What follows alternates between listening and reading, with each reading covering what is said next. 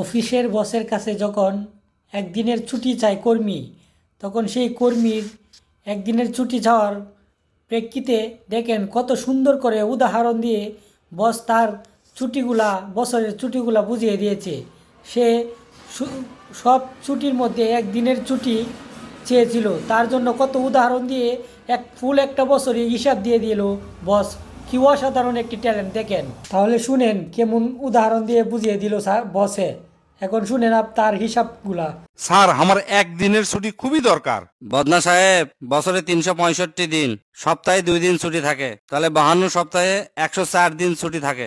104 দিন বাদ দিলে 261 দিন থাকে। প্রতিদিন আপনি 16 ঘন্টা অফিসের বাইরে থাকেন, সেই হিসাবে আপনি অফিসের বাইরে থাকেন 170 দিন। সে থেকে 170 দিন বাদ দিলে বাকি থাকে আর 91 দিন। অফিসে আসে প্রতিদিন আপনি চা পান সিগারেট খাওয়ার জন্য আধা ঘন্টা নষ্ট করেন, সেই হিসাবে বাকি থাকে আর 68 দিন। প্রতিদিন দুপুরে 1 ঘন্টা লাঞ্চ করেন, তাহলে হিসাব করে আর বাকি থাকে 22 দিন। সারা বছরে 2 দিন আপনি এমনি অসুস্থতার ছুটি খান, থাকলো আর 20 দিন। সারা বছরে 19 দিন সরকারি ছুটি, বাকি থাকে 1 দিন।